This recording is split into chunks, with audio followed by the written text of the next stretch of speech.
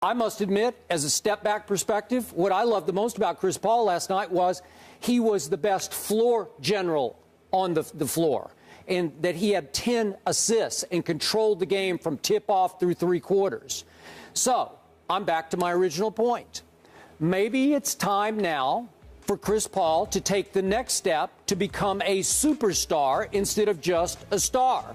Because, as we all know, and if I have to bring it up again, at least Chris Paul now needs to try to get out of the second round for the first time in his 9-year career. This is only his third visit in 9 years to just the second round. And last night was his first second-round playoff win as a Clipper. Think about that. The first game he's ever won in the second round as an L.A. Clipper was last night in Oklahoma City in a huge upset that nobody saw coming. So maybe he's ready to continue this, though I thought that last night from three-point range was just an aberration.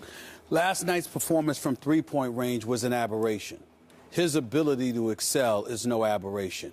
I have repeated, and I'm going to regurgitate my comments from last week and the week before when you so disrespectfully labeled him CP0 as you mean honestly? Championship rings. Thank you. Wait, does he have a championship? Help me. Excuse me. me. Did I forget? I'm sorry. I let you speak. No, but I will explain. Is it your strategy to interrupt while I'm talking? Yes. Just to knock down what I'm trying to say? Because I said to CP0. make sure that you say it correctly. Hold on. How can you make sure of it? You can't lie to the American people. Oh, no, you do that every day. Oh. The point that I'm trying to make to you is that when I reiterated your comments about CP0, I specifically said the zero qualifies as no championships, which is what you were saying. Well, I want to make sure that the people understand he doesn't have a championship. Am I right? Well, everybody understands that. Well, some people might be in the dark about this. Why would they say that? By the way, y'all gonna let this segment go over since Skip interrupted me for the last minute. The point that I'm trying to make to you is... I'm just trying to talk 50-50 60, well, we appreciate that. If you didn't pour so much and ask me questions, maybe you get more time.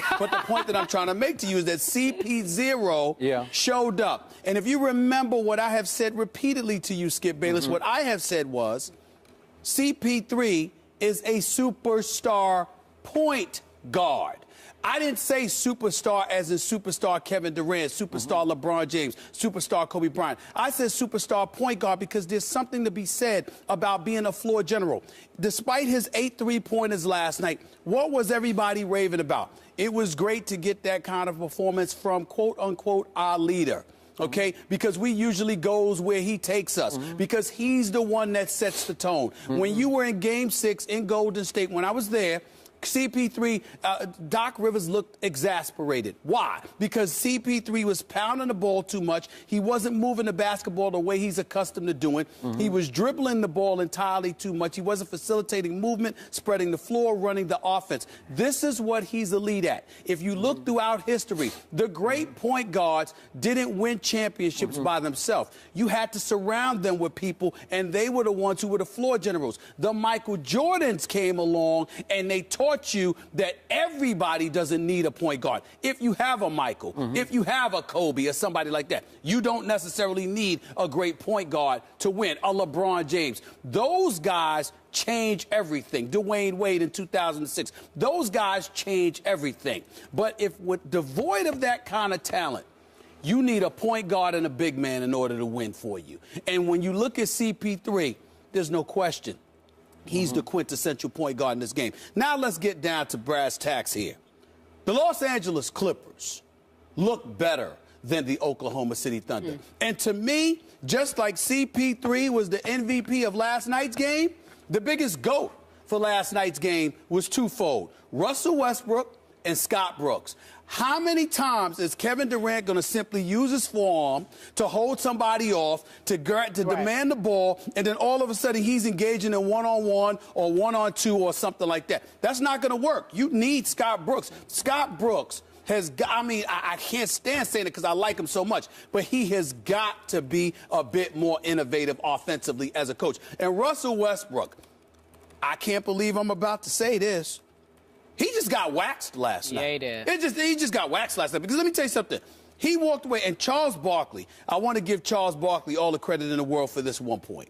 When he said, you can't retaliate by just trying to outscore somebody. Right. Chris Paul gets the better of you, so you want to go out there and you want to attack, which is why Westbrook had 5 turnovers, which goes to your point. 6 total. I'm talking 6 total, but 5 in the first half. What I'm saying is, which goes to your point about how, excuse me, he'll make one great play, and then all of a sudden he'll make a mistake. And that's exactly what Russell Westbrook was doing. Why? Because Chris Paul was giving it to him. And what happened was he wanted to immediately retaliate and be competitive. The reason why I brought up Charles Barkley is because Charles Barkley was making the point. You can't always attack offense with offense. You really want to accept the challenge. Shut down Chris Paul. Now, obviously, he's running around, pick screens and things of that nature, but you don't have a problem stopping anybody else, Russell Westbrook. Why'd you have a problem last night? To the point where it's a team huddle and you walking away and going on the bench to collect your thoughts and to be all alone.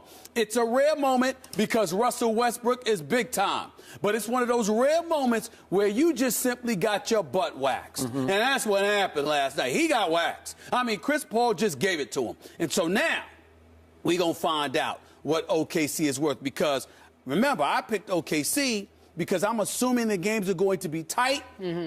DeAndre Jordan's going to be sent to the free throw line. What did he shoot from the free throw line last night? 1 of 8. This is a problem. You don't know. But you know what? Oh, but you know what? It doesn't matter because if the game ain't close, then you don't have to worry about him getting to the free throw line because the game ain't close. I didn't expect this. Oklahoma City is going to have to be a bit more creative because clearly Russell Westbrook and Kevin Durant just jacking up perimeter shots or trying to go one-on-one skip ain't going to get it done.